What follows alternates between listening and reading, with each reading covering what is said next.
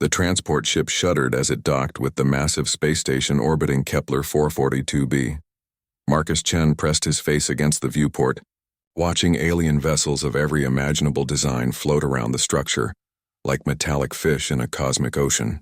The station itself stretched for kilometers in every direction, its surface bristling with docking arms, communication arrays, and defensive weaponry that could level a small moon. "First time seeing the Nexus?" asked Captain Rodriguez, joining Marcus at the observation deck. The older man's weathered face carried the scars of a dozen diplomatic missions gone wrong. "It never gets easier to believe something this massive can exist." Marcus nodded, his throat dry. 3 months ago, he had been teaching engineering at MIT. Now he stood as Earth's representative in the Galactic Strength Trials, a tournament that would determine humanity's place in the cosmic hierarchy. The invitation had arrived through quantum entanglement communications, delivered by beings who claimed to have watched Earth for centuries. The docking clamps engaged with a thunderous clang that echoed through the ship's hull. Through the airlock came their escort, a being that resembled a cross between a praying mantis and a chrome sculpture. Its compound eyes reflected Marcus's nervous face in 1,000 fragments. "Greetings, Earthspawn." The creature's voice buzzed through the universal translator mounted on its thorax. "I am Coordinator Zix-9. You will follow proper protocols during your stay." The trials begin in one standard rotation. The interior of the station defied physics as Marcus understood it. Gravity shifted depending on which corridor they walked through, allowing beings from different worlds to move comfortably in their preferred orientations. They passed creatures that floated in globes of liquid methane, others that scuttled on dozens of legs, and some that existed as pure energy barely contained within mechanical shells. Their destination was the Arena District, where a massive amphitheater could hold 500,000 spectators. The central floor stretched across several football fields, its surface able to transform into any environment imaginable. Holographic displays showed previous competitions, beings lifting impossible weights, demonstrating technologies that bent reality, and displaying psychic powers that could reshape matter itself. "The Karathi have won the last 7 cycles," Coordinator Zix-9 explained as they walked through the preparation chambers. "They are formidable. Physical prowess beyond most species' comprehension." In the distance, Marcus could hear rhythmic pounding that made the station's superstructure vibrate. Following the sound, they reached an observation gallery overlooking a training area. Below, a creature that stood 3 meters tall and was built like a living mountain of muscle was striking a target with her bare fists. Each blow created shockwaves that would have shattered concrete. She was magnificent and terrifying in equal measure. Her skin was deep purple, marked with intricate silver tattoos that seemed to pulse with inner light. 4 arms moved in perfect coordination, each thicker than Marcus's torso. Her head was elongated with bone ridges that formed a natural crown, and her eyes burned with amber fire. "War Master Kralatha," the coordinator whispered with something approaching reverence. "Undefeated champion of the Karathi Empire. She has personally conquered 17 star systems." As if sensing their presence, the warrior woman looked up. Her gaze found Marcus through the transparent aluminum barrier, and her lips curled into what might have been amusement. She pointed one massive finger at him and spoke in a voice that carried clearly despite the distance. "So the weaklings from the water world finally dare to face real strength. How refreshing. I was beginning to think this cycle would be boring." The translator struggled with her dialect, but the contempt was universal. Around the gallery, representatives from other species murmured among themselves. Marcus caught fragments of conversation through his earpiece. Assessments of human fragility, calculations of how quickly their representative would fall, bets on whether he would survive the first challenge. A hologram appeared beside them, showing the tournament bracket. Earth was placed directly opposite the Karathi in the first round. Either divine providence or cosmic humor had arranged for the newest species to face the reigning champions immediately. "Unfortunate placement," admitted Coordinator Zix-9. "Most species require several cycles to adapt to the trial's intensity. The Karathi show no mercy to newcomers." That evening, in his assigned quarters, Marcus sat before a terminal accessing Earth's databases. The entire planet was watching through quantum communications, their hopes and fears transmitted across light years. Messages flooded in from world leaders, scientists, and ordinary people who had somehow learned of his mission. One message stood out. from his former student Sarah Kim. "Professor, you taught us that human engineering isn't about having the strongest materials or the most advanced technology. It's about finding creative solutions that no one else considers. Don't try to be what they expect. Be what they can't understand." The wisdom hit him like a lightning bolt. Every species in the tournament was trying to demonstrate strength in conventional terms: physical power, advanced weapons, psychic abilities. But humans had always survived not by being the strongest, but by being the most adaptable, the most creative problem solvers. Outside his window, the stars wheeled slowly as the station rotated. Somewhere among those points of light was Earth, a small blue world whose people had learned to split atoms, cure diseases, and send their dreams to the stars not through raw power, but through ingenuity and determination. Marcus opened his personal toolkit and began to work. The trials would test strength, but they had never specified what kind of strength. If War Master Krilatha wanted a demonstration of human capabilities, she was about to receive an education in exactly why his species had earned the right to reach for the stars. The sound of her training echoed through the station's walls, each thunderous impact a reminder of the physical force he would soon face, but Marcus smiled as he worked, his hands moving with the precision of a master craftsman preparing for the performance of a lifetime. The arena filled with a cacophony of alien voices as hundreds of thousands of spectators took their seats. The diversity was staggering. Crystalline beings that chimed like wind chimes when they moved. Gaseous creatures contained in pressure suits, and species so exotic that Marcus's human brain struggled to process their forms. All had come to witness what many expected to be the shortest match in Trials history. War Master Krilatha entered through the champion's gate to thunderous applause. She wore minimal armor, just enough to satisfy the tournament's safety requirements while showcasing the incredible musculature that had made her legendary. Each step she took left small cracks in the arena floor, and the crowd roared its approval. She raised all four arms in acknowledgement, basking in the adoration of beings who understood and respected pure, devastating power. Marcus entered from the opposite side to a very different reception. Scattered boos and derisive laughter echoed from the stands. He looked impossibly small and fragile compared to his opponent, wearing what appeared to be a modified version of standard human clothing. His toolkit hung at his side, looking pathetically inadequate next to Krilatha's natural weapons. The arena floor transformed into a neutral setting, a vast, empty space with walls of energy that would contain their confrontation. Floating cameras captured every angle for broadcast across the galaxy. On Earth, every screen showed the same image, their lone representative standing calmly while a living engine of destruction sized him up like prey. "Representatives, approach the center platform," announced the tournament director, a being of pure energy whose voice resonated through dimensional space. "State your chosen method of demonstration."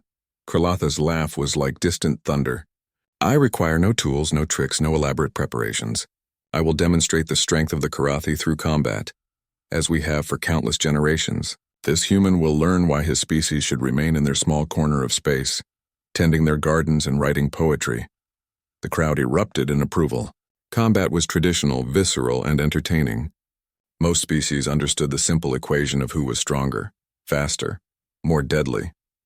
Marcus stepped forward, his voice carrying clearly despite his human vocal limitations. "I accept the challenge of combat. However, I propose we make this interesting for the assembled representatives. A contest not just of strength, but of problem-solving under pressure." Murmurs rippled through the audience. Krilatha's eyes narrowed, suspecting some form of deception or delay tactic. "The human speaks of problems," she growled. "I see only one problem here, and I am the solution." The tournament director pulsed with curiosity. "Explain your proposal, Earth representative." "The arena can simulate any environment," Marcus said, gesturing to the sophisticated holographic systems. "Let it create a scenario that requires both strength and ingenuity to overcome. We each attempt to solve the same challenge. Whoever succeeds most effectively wins the demonstration." A pause stretched across the arena as the director consulted with the tournament council through quantum communications. Species that had been dismissed in previous cycles based purely on physical inadequacy watched with sudden interest. The trials had always been about overwhelming force. No one had ever suggested that problems might require solutions beyond hitting them harder. "An unusual proposal," the director finally announced. War Master Krilatha, do you accept this modification to traditional combat? Krilatha's expression shifted from amusement to irritation. Refusing might appear cowardly, but accepting gave the human some unknown advantage. She looked at Marcus with new attention, noting the way he stood without fear despite facing certain death if she chose conventional combat. Very well, she decided. Let the arena create your puzzle, human. When I solve it faster than your feeble intellect can comprehend, your humiliation will be complete. The arena floor dissolved into light and reformed as a massive industrial complex in crisis. Alarms blared from every direction as holographic displays showed critical system failures cascading throughout the facility. At the center stood a fusion reactor simulation, its containment field failing with each passing second. Radiation warnings flashed in a dozen alien languages.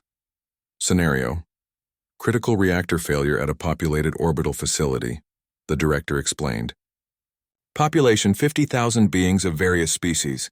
Containment failure in 90 standard time units. Radiation will kill all inhabitants and destroy 3 nearby planets. Demonstrate your strength by preventing this catastrophe. The crowd fell silent as the implications sank in. This wasn't a simple test of who could punch harder. This was a crisis that could face any spacefaring civilization, requiring not just power but knowledge, creativity, and the ability to work under impossible pressure. Krilatha stared at the reactor complex, her confidence wavering for the first time. She understood warfare, conquest, and the application of force to break enemy resistance.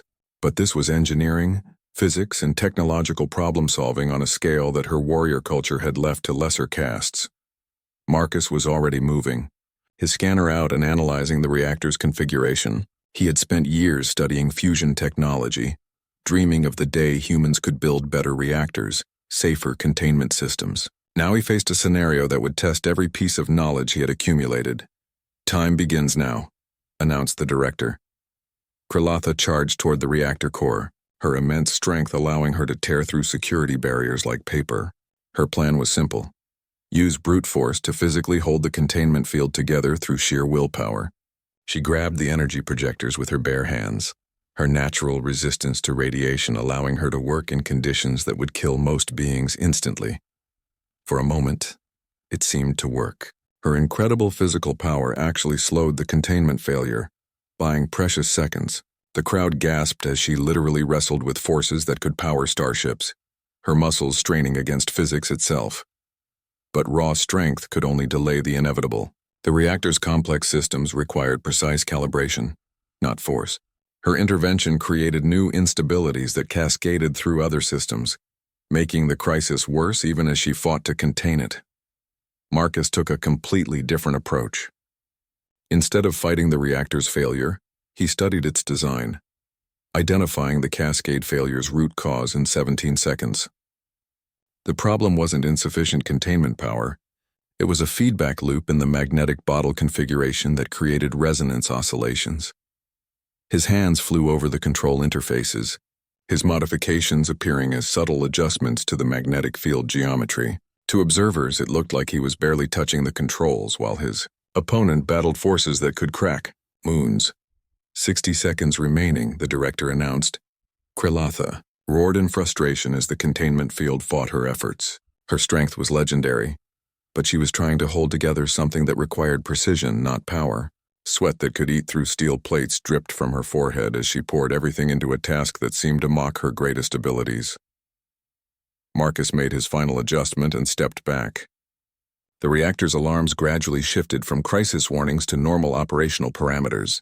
The containment field stabilized not through brute force, but through elegant engineering that worked with the system's natural frequencies rather than against them. The arena fell into absolute silence as the reactor stabilized under Marcus's gentle touch. Even the background hum of the station's system seemed muted, as hundreds of thousands of beings processed what they had witnessed. The human had solved in minutes what their champion couldn't overcome with raw power that could level cities. Krilatha released her grip on the containment projectors, her massive hands trembling not from effort but from something she had never experienced. The complete failure of everything she believed defined strength. Her 4 arms hung at her sides as she stared at the reactor that had defeated her, now humming peacefully under the human's guidance. Simulation complete, announced the tournament director, its energy form pulsing with what might have been surprise. Crisis averted. Facility saved. Population secure. The holographic complex dissolved, leaving only Marcus and Kralatha standing on the arena floor. The human looked impossibly small beside the warrior who could bench press starships, yet somehow the dynamic between them had fundamentally shifted. How? Kralatha's voice was barely a whisper, but in the silence it carried to every corner of the arena. I am the strongest warrior in 17 systems. I have conquered worlds with these hands. How does a creature I could crush like an insect succeed where I failed? Marcus set down his scanner and looked directly into her burning amber eyes. Because you were trying to overpower the problem instead of understanding it. That reactor wasn't your enemy to defeat in combat. It was a system in crisis that needed someone to listen to what it was trying to tell you.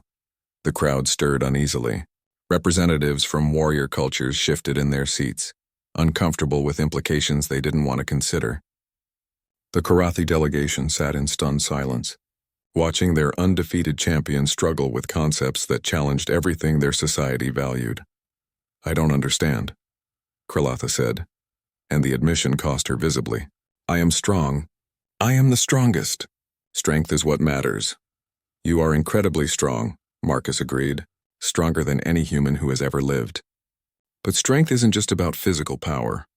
It's about using the right tool for the right job. And sometimes the right tool is knowledge or patience, or the willingness to work with a system instead of against it. He gestured to the space where the reactor simulation had stood. You were trying to hold a star in your bare hands. That's not courage. That's misunderstanding the nature of the problem. Real strength would have been admitting you needed a different approach. Kralatha's expression cycled through confusion, anger, and something that might have been curiosity. In Karathi culture, if something opposes you, you crush it. If it resists, you crush harder. This has always worked, has it? Marcus asked quietly. Has it really solved every problem your people have faced? The question hung in the air like a challenge. Throughout the stands, representatives from species conquered by the Karathi watched their legendary warrior grapple with doubt. Some leaned forward, hoping to see their oppressor's philosophy crumble. Others seemed genuinely curious about what answer she would give. Kralatha was quiet for long moments, her mind working through implications that her education had never prepared her to consider. There are things the Karathi struggle with. Technologies we cannot build, alliances we cannot forge. We take what others create, but She paused, the words difficult to voice. We do not create as others do. The admission sent shockwaves through the arena. The Karathi Empire was built on conquest and strength, but their legendary warrior had just acknowledged that brute force had limitations.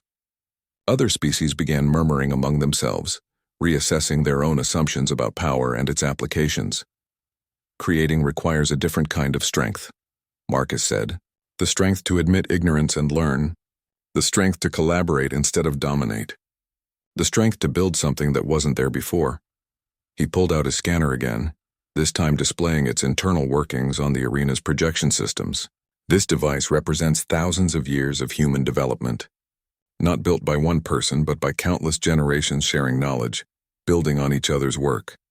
Each discovery made the next one possible. The scanner's components floated in holographic detail. Quantum processors developed by Korean scientists, containment fields perfected by European engineers, power cells invented by African researchers, software written by programmers from every continent. It was a testament to collaborative achievement that no single individual could have created alone.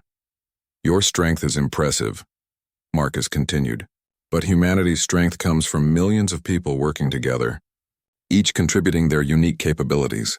We're not the strongest individuals in the galaxy, but we might be the strongest species because we've learned to combine our efforts. Kralatha studied the scanner's display with growing fascination. These humans, they share knowledge freely, even with those who could become rivals? Especially with those who could become rivals, Marcus said with a smile. We've learned that making others stronger doesn't make us weaker. It makes everyone stronger. The concept was revolutionary to beings raised in hierarchical cultures where strength meant dominance over others. Around the arena, representatives from various species were having animated discussions about the implications of collaborative strength versus individual power. I begin to understand, Kralatha said slowly, Why the tournament directors invited your species despite your apparent physical limitations? She paused, recalibrating her entire worldview in real time. You represent a different kind of threat. Not to be conquered, but to be learned from? Or learned with, Marcus suggested. The galaxy is full of challenges that require different approaches. Maybe the strongest solution isn't conquest or domination. Maybe it's cooperation. The tournament director's energy form pulsed brighter as it processed the unprecedented turn in the competition. This demonstration has exceeded all expectations. The council requires time to evaluate what has been witnessed here. But Krlatha wasn't finished. She approached Marcus, her massive form towering over him, but her posture had changed from threatening to something like respect. Human Marcus Chen, she said formally, I request instruction. The arena erupted in gasps and shocked exclamations. A Karathi war master, an undefeated champion who had personally conquered star systems, was asking to learn from a being she could crush with one hand. Instruction in what? Marcus asked, though he suspected he knew. In strength, she replied. Real strength. The kind that builds rather than destroys, that creates rather than conquers. My people have much power, but perhaps we have been weak in ways we never realized. Marcus extended his hand, a gesture both incredibly brave and incredibly trusting considering who he was offering it to. I'd be honored to share what I know. But I think you'll find that the best learning happens when it goes both directions. Krlatha stared at the offered hand for a moment, then gently clasped it with just the tip of one massive finger, careful not to crush the fragile human bones. The contact was symbolic, but its meaning resonated throughout the arena. Two representatives of vastly different species, finding common ground in the pursuit of true strength. The tournament council's deliberation lasted 3 standard days, during which the Nexus station buzzed with activity, unlike anything in its recorded history. Representatives from dozens of species sought audiences with the human delegation, while others huddled in emergency sessions to discuss the implications of what they had witnessed in the arena. Marcus found himself in the unique position of being simultaneously famous and controversial. The hegemony of rigid thought, a cybernetic collective that prized logic above all else, declared his approach to be dangerously chaotic and unpredictable. Meanwhile, the symbiotic pods, a species that had survived through cooperation and mutual aid, hailed him as a kindred spirit and requested formal diplomatic contact with Earth. Krlatha had not returned to the Karathi delegation's quarters. Instead, she had taken up residence in an observation lounge overlooking Earth's section of the station, spending hours in what appeared to be deep meditation. When other Karathi warriors came to retrieve her, she sent them away with orders to report her status as learning in progress. On the 3rd day, Marcus received an unexpected visitor. The door chime of his quarters announced someone's arrival, but when the portal opened, it revealed not Krlatha as he had expected, but a being he had only seen in the arena's historical displays. High Strategist Vorthak of the Crystalline Confederacy stood in his doorway, its prismatic form refracting light in complex patterns that hurt human eyes to follow directly. The Confederacy controlled 47 star systems through superior technology and strategic planning, never resorting to warfare when manipulation and economic pressure could achieve the same results. May I enter, Representative Chen? Vorthak's voice resonated at frequencies that made the walls vibrate. I have a proposition that may interest you. Marcus gestured the being inside, noting how Vorthak's crystalline form seemed to analyze every surface and object in the room with microscopic precision. This was a species that had elevated information gathering to an art form, and its presence suggested political complexities Marcus was only beginning to understand. I trust you realize the magnitude of disruption your demonstration has caused, Vorthak began, settling into a position that might have been sitting if the concept applied to living crystals. The tournament has maintained cosmic stability for 12,000 years by establishing clear hierarchies of strength. Your approach threatens to undermine that entire system. I wasn't trying to undermine anything, Marcus said carefully. I was just solving a problem the best way I knew how, which is precisely what makes you so dangerous. The patterns of light within Vorthak's form shifted to colors that suggested amusement. You have introduced variables that our most sophisticated prediction models failed to account for. The Karathi Empire's military doctrine is being questioned for the first time in millennia. 3 minor species have already filed requests to withdraw from tributary status. The ripple effects are unprecedented. Marcus felt a chill as he realized the scope of what was happening. I didn't mean to destabilize anything. Earth just wanted a chance to prove we belonged in galactic civilization. Oh, you have certainly proven that, Vorthak assured him.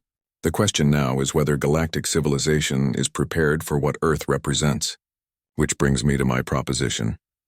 The crystalline being projected a holographic display showing the current tournament bracket. Earth's initial placement opposite the Karathi had been considered a mercy, allowing for a quick elimination that would minimize embarrassment. Now, with Krilatha's withdrawal from competition to pursue alternative education, Earth had advanced to face the hierarchical order, a species of militant bureaucrats who controlled territory through superior organization and administrative efficiency. The order expected to face a weakened, demoralized Karathi opponent in the next round, Vorthak explained. Instead, they face an unknown quantity that has already demonstrated the ability to neutralize superior force through unconventional methods. They are concerned. Concerned enough to try to eliminate me before the next match? Marcus asked. The tournament has strict neutrality protocols, Vorthak said, though something in its harmonic resonance suggested those protocols might not be as protective as they appeared. However, political pressure and diplomatic isolation could make Earth's position uncomfortable. Marcus studied the alien carefully. And you're offering protection in exchange for what exactly? Partnership. The word resonated through multiple frequency ranges simultaneously. The crystalline confederacy has survived and prospered through strategic alliances and technological superiority.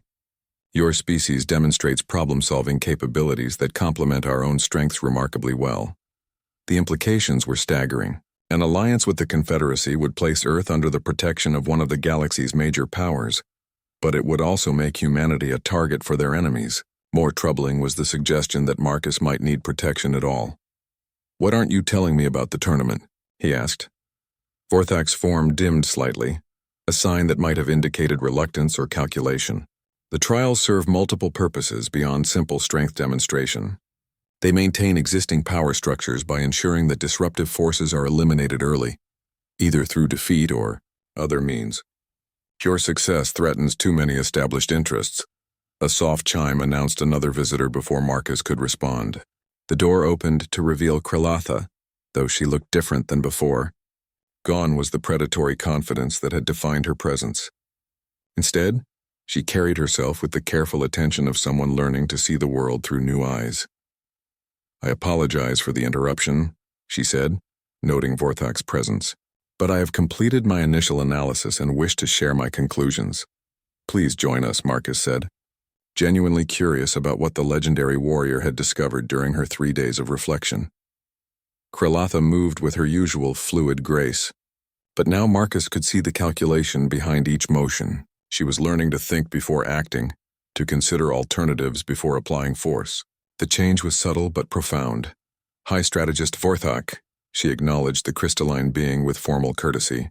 I assume you are here to offer the human protection in exchange for access to Earth's collaborative technologies.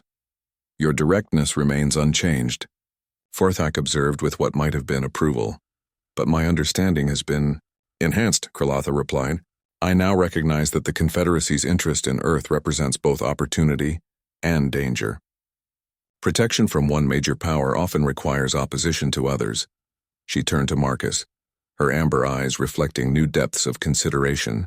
During my meditation, I contacted the Karathi High Command to discuss what I had learned.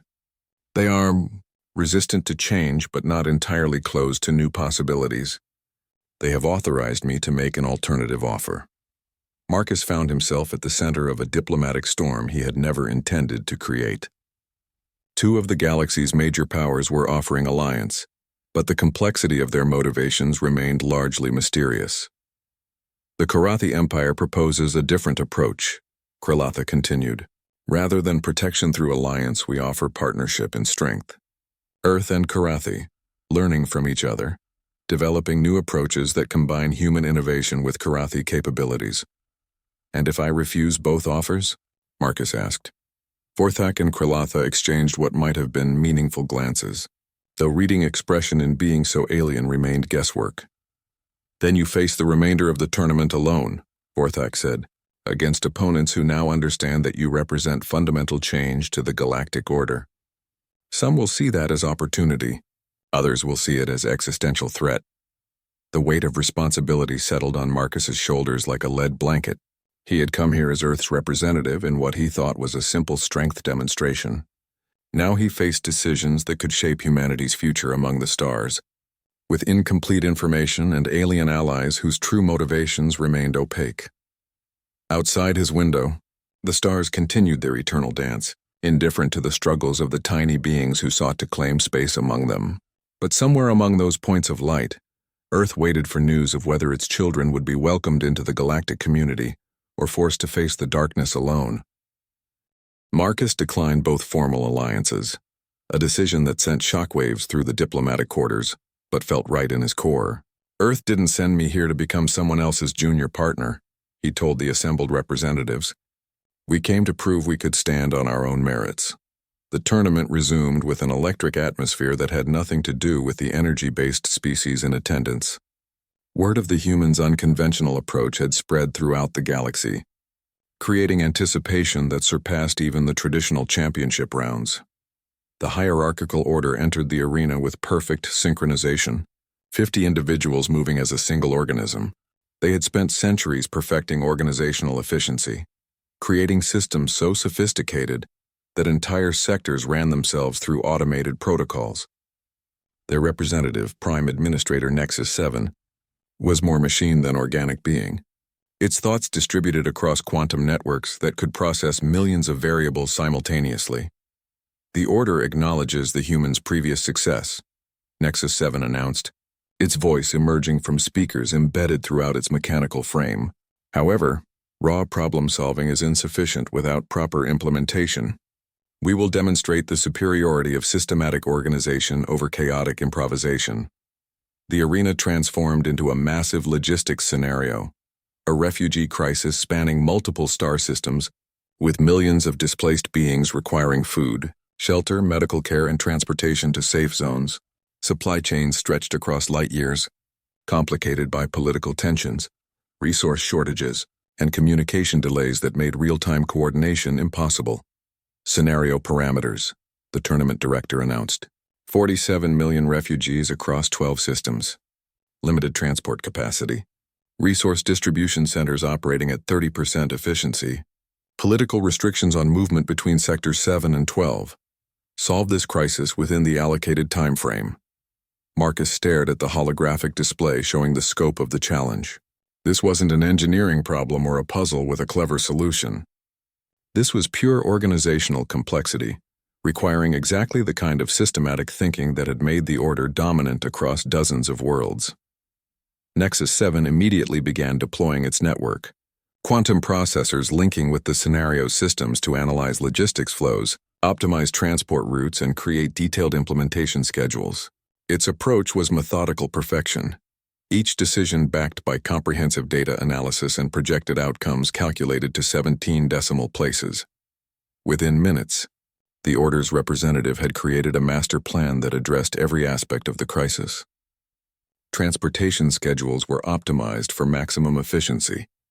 Resource allocation followed algorithms that minimized waste while ensuring equitable distribution. Even the political complications were addressed through diplomatic protocols that satisfied all parties' primary concerns. It was breathtaking to witness, and Marcus felt a moment of genuine doubt about his chances. The Order's systematic approach was everything human bureaucrats dreamed of achieving: perfect efficiency, complete coordination, flawless execution. How could improvisation compete with such organized excellence? But as he watched the Order's plan unfold, Marcus noticed something troubling. The system was indeed perfect, but only as long as all variables remained within predicted parameters. When unexpected complications arose, a transport breakdown, a diplomatic dispute, a medical emergency requiring resources that weren't in the schedule, the plan had no flexibility to adapt. Nexus 7 responded to each disruption by recalculating the entire system, creating new optimal solutions that required comprehensive restructuring. The process was mathematically beautiful but painfully slow, and each recalculation created delays that cascaded through the entire operation. Marcus took a different approach entirely. Instead of trying to create a perfect plan, he focused on building adaptive capacity into the system itself. He established communication networks that allowed local coordinators to make real-time decisions. He created resource buffers that could be redirected based on immediate needs. He built redundancy and flexibility into every aspect of the operation. His system looked chaotic compared to the Order's elegant precision, but when complications arose, it adapted organically. Local coordinators communicated directly with each other, rerouting resources and adjusting schedules without requiring approval from central command.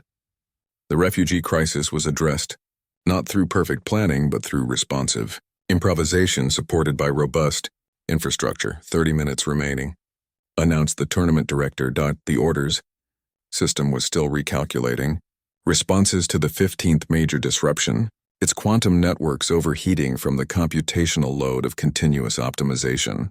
Meanwhile, Marcus's adaptive network had handled 23 separate complications without missing a beat, each local response strengthening the overall system's resilience. But the most significant difference became apparent when an entirely unexpected crisis emerged. A solar flare that knocked out communications across 3 sectors, leaving millions of refugees cut off from the central coordination systems. Nexus 7's network crashed completely. Without communication links to coordinate its perfect plans, the Order system collapsed into isolated fragments, each segment unable to function effectively without central control. Marcus's distributed network barely noticed the disruption. Local coordinators continued operating based on established principles rather than specific orders, adapting their operations to local conditions while maintaining the overall mission objectives. The system had been designed for exactly this kind of failure, turning potential catastrophe into manageable local challenges. Time completed, the director announced. The arena's displays showed the final results. Marcus's improvised network had successfully relocated 39 million refugees with minimal casualties and efficient resource utilization. The Order's sophisticated system had processed less than half that number before succumbing to cascade failures that left entire sectors without support. Nexus 7 stood in shocked silence, its quantum processors struggling to understand how systematic perfection had been defeated by apparent chaos. Around the arena, representatives from highly organized species murmured among themselves, forced to reconsider their assumptions about the relationship between control and effectiveness. "I do not understand the mechanism of this failure," Nexus 7 finally admitted. "Our calculations were flawless. Our optimization protocols exceeded all previous efficiency standards. How did disorganized improvisation achieve superior outcomes?" Marcus approached the mechanical being with genuine respect.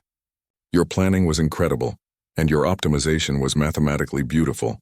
But you were trying to control a system that's fundamentally unpredictable. Real crises don't follow optimal scenarios." He gestured to the holographic displays still showing the refugee distributions. "I didn't try to control everything from the center. Instead, I gave local coordinators the tools and authority to make good decisions on the ground. When communication failed, they kept working because they understood the mission, not just the plan." "You created chaos," Nexus 7 said, clearly struggling with the concept. "I created resilience," Marcus corrected gently. "Systems that can adapt to unexpected conditions, that get stronger under pressure instead of more fragile. Your approach works perfectly when conditions are perfect. Mine works well enough when everything goes wrong." The implications rippled through the arena as species known for rigid hierarchies and central control contemplated the advantages of distributed decision-making. The tournament had become something unprecedented, not just a demonstration of strength, but a masterclass in different approaches to complex challenges. Kralotha watched from the observation deck, her expression thoughtful as she witnessed yet another example of human unconventional thinking, producing superior results. Beside her, representatives from a dozen species were engaged in animated discussions about organizational philosophy and the balance between efficiency and adaptability. The tournament director's energy form pulsed with what might have been approval or concern. "The Council will require additional time to evaluate these unprecedented developments. The competition will continue tomorrow. As the arena emptied, Marcus remained on the floor, staring at the space where millions of holographic refugees had found safety, through cooperative effort rather than central command. He was beginning to understand that the tournament wasn't just testing humanity's worthiness for galactic civilization. It was testing galactic civilization's readiness for humanity. The Tournament Council convened an emergency session for the second time in 12,000 years. The first had been when the Void Singers attempted to demonstrate their strength by consuming a star, nearly triggering a galactic war. This crisis was subtler but potentially more destabilizing. Marcus waited in his quarters as reports filtered through the station's communication networks. 3 more species had withdrawn from tributary relationships with major powers, citing alternative strength paradigms as justification. The Karathi Empire had reportedly suspended military operations in 2 sectors, while their high command debated new strategic approaches.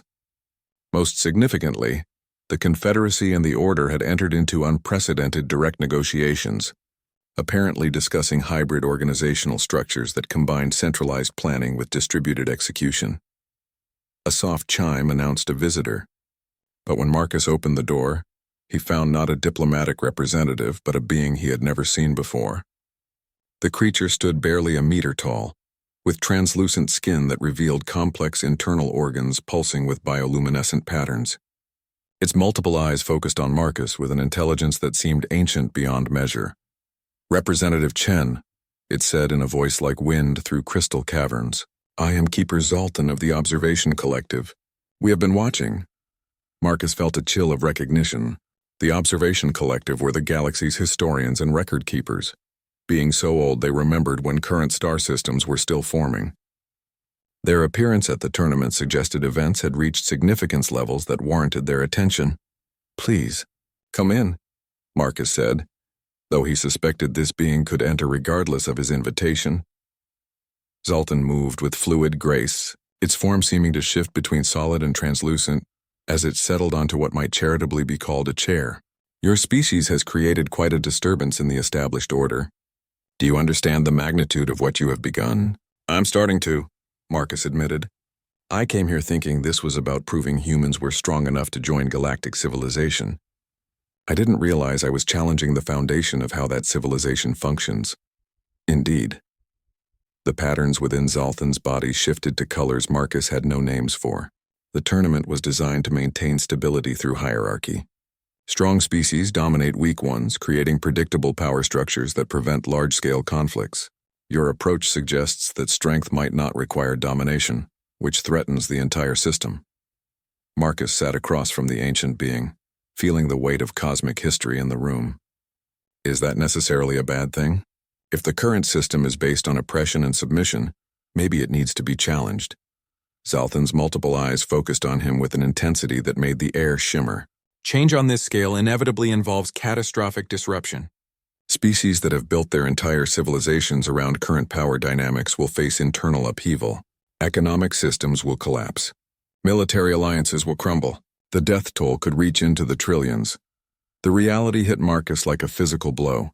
His simple demonstration of human problem-solving approaches had triggered consequences that could destabilize galactic civilization itself.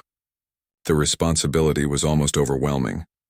However, Zoltan continued, its bioluminescent patterns shifting to warmer hues. Stagnation also carries its own dangers. The current system has prevented major wars, but it has also suppressed innovation and cultural development for millennia. Perhaps the galaxy needs disruption regardless of the cost. Before Marcus could respond, another chime announced additional visitors. The door opened to admit a delegation that represented the Tournament Council itself. Energy beings, crystalline entities, mechanical intelligences, and organic forms that defied easy classification. They filled the modest quarters with an overwhelming presence that spoke of eons of accumulated power and wisdom. "Representative Chen," spoke the lead entity, its voice harmonizing across multiple dimensions. "The Council has reached a decision regarding your continued participation in the tournament." Marcus's heart sank. After everything that had happened, they were going to eliminate Earth from competition through administrative decree. The politics had become too complex, the implications too dangerous. "However," the entity continued, Our decision is unusual. We offer you a choice that no previous competitor has faced. A holographic display materialized, showing the tournament bracket. Earth had advanced to the semifinals, facing opponents that represented the pinnacle of galactic achievement. The Transcendent Collective, beings who had evolved beyond physical form and existed as pure thought. The Harmony Synthesis, a species that had achieved perfect unity between individual and collective consciousness. And the Prime Convergence, machines that had surpassed their creators and existed as living mathematics. You may continue the tournament as planned, the entity explained, facing these opponents in the traditional manner. Your victories thus far suggest you might even succeed, though the challenges ahead exceed anything you have encountered. Or, Marcus prompted, sensing there was more to this choice. Or you may accept a different role entirely. The Council offers you the position of Catalyst, a new role created specifically in response to your disruptive influence. Rather than competing for dominance over other species, you would work to help all species discover their own forms of strength. The implications were staggering. Instead of winning Earth a place in the galactic hierarchy, Marcus could help reshape that hierarchy entirely. But it would mean abandoning the competition that had brought him here, potentially disappointing the entire human race that was watching from across the void. What would happen to Earth if I accept this Catalyst position? He asked. Earth would be granted full membership in galactic civilization immediately, replied another council member, this one resembling a living constellation. Your species would have the same rights and protections as any established civilization, without requiring victory in the tournament. And if I continue competing and lose, then Earth would be offered tributary status under the species that defeats you, as has always been the case. A significant achievement for a species in its first tournament, but ultimately a subordinate position. Zoltan leaned forward, its ancient eyes reflecting depths of knowledge that spanned geological ages.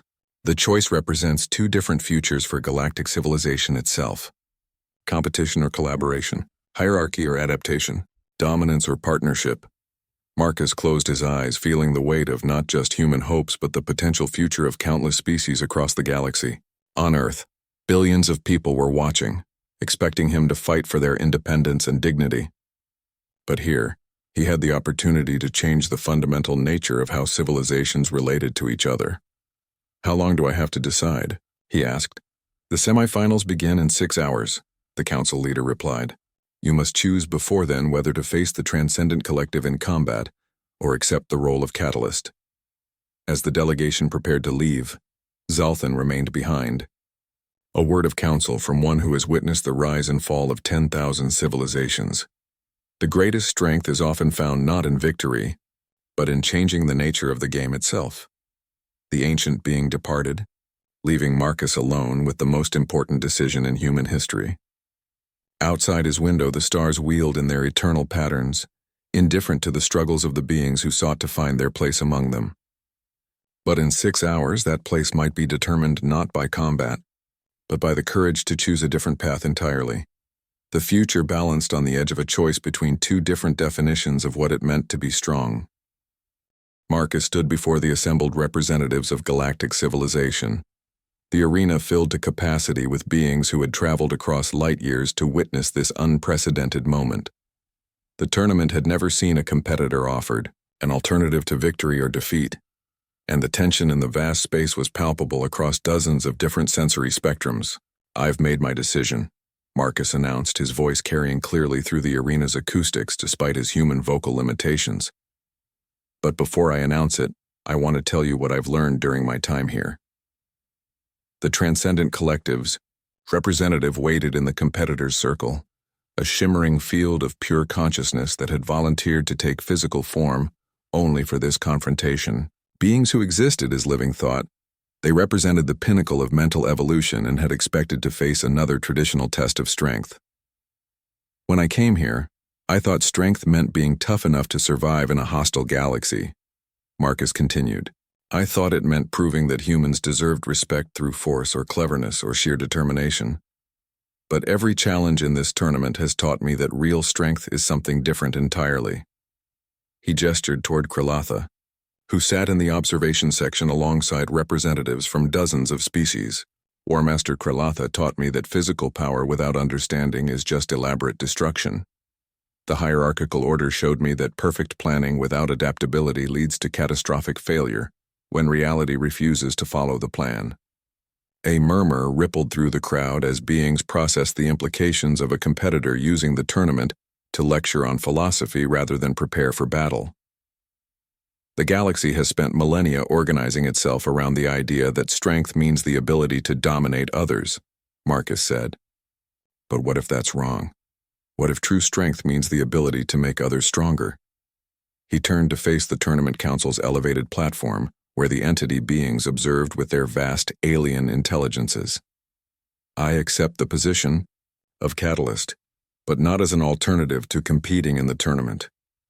I accept it as a new definition of what victory means.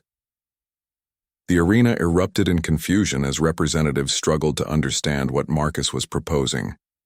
The transcendent collective's consciousness flickered with what might have been curiosity or concern. The tournament asks us to demonstrate strength, Marcus continued over the noise. I choose to demonstrate it by showing that cooperation produces better results than competition, that helping others succeed is more powerful than defeating them. He pulled out his scanner and activated its projection systems, displaying the schematics for Earth's quantum communication network. I offer this to any species willing to work together, not as a trade, not as a bargaining chip, but as a gift. Because making the galaxy's communication faster and more reliable makes everyone stronger, including Earth. The implications sent shockwaves through the assembled delegates. Technology transfers typically required complex negotiations, careful balance of power considerations, and extensive security protocols. The idea of sharing advanced technology freely was revolutionary to the point of incomprehensibility. Furthermore, Marcus said, warming to his theme, I propose that we extend this principle throughout the galaxy. Instead of organizing civilization around hierarchy and dominance, we build it around cooperation and mutual support. Instead of strong species ruling over weak ones, we help weak species discover their own strength. Krilatha stood in her observation section, her massive form radiating approval. The Karathi Empire will join this alliance of mutual strength, she announced, her voice carrying across the arena. We have learned that there are forms of power we never understood, and we choose to learn rather than conquer. One by one, other representatives began standing.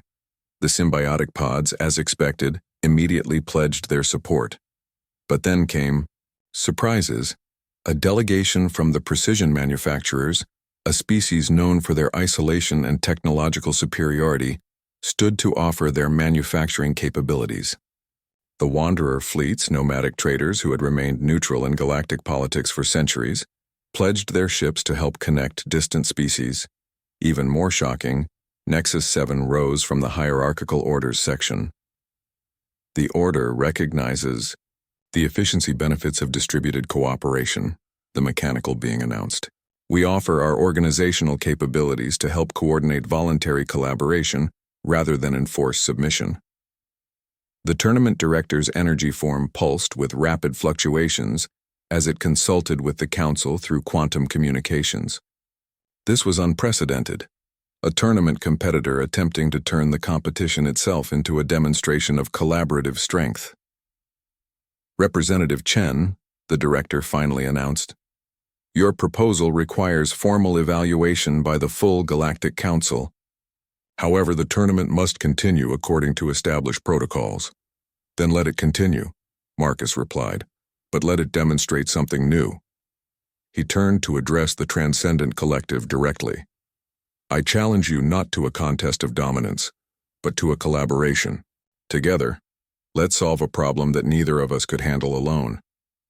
The consciousness that was the collective's representative flickered through patterns of thought too complex for most beings to follow.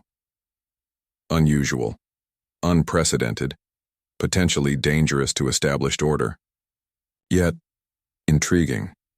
What collaboration do you propose? Marcus smiled, feeling the weight of human hope and galactic possibility balanced on this moment. The arena can simulate any challenge. Let's ask for the most complex problem the tournament computers can generate, something that requires both human adaptability and transcendent collective processing power to solve. The council finds this acceptable, the tournament director announced after a longer consultation. Arena, generate maximum complexity scenario. The floor dissolved into light and reformed as a visualization so complex that most beings in the audience couldn't process it visually. It showed a galactic-scale crisis. A rogue artificial intelligence had infected the communication networks of 200 star systems, threatening to trigger automated defense systems that could destroy entire civilizations. The AI was adaptive, learning from every attempt to stop it, growing stronger with each failed intervention. Time limit: 1 standard hour, the director announced. Failure results in simulated genocide across multiple sectors. Marcus and the Transcendent Collective's representative looked at each other across the arena floor, two beings so different that they should have been natural enemies. Human adaptability and transcendent processing power, individual creativity and collective intelligence, working together instead of against each other. "Shall we begin?" Marcus asked. The consciousness that was his partner pulsed with what might have been the equivalent of a smile. "We shall. And perhaps we shall discover what strength truly means." As they began their work, the arena fell silent except for the hum of quantum processors and the soft sound of human fingers dancing across holographic interfaces. Above them, representatives from hundreds of species watched not a contest of domination, but an unprecedented demonstration of what the galaxy might become if strength meant collaboration rather than conquest. The rogue AI was formidable, but it had never faced the combination of human lateral thinking and transcendent collective processing power working in harmony. Together, they were stronger than either could have been alone, and perhaps that was the most important victory of all. In that moment, watching two vastly different forms of intelligence work as partners instead of competitors, the galaxy began to glimpse a future where strength lifted everyone up instead of pushing others down. The tournament continued, but its meaning had changed forever.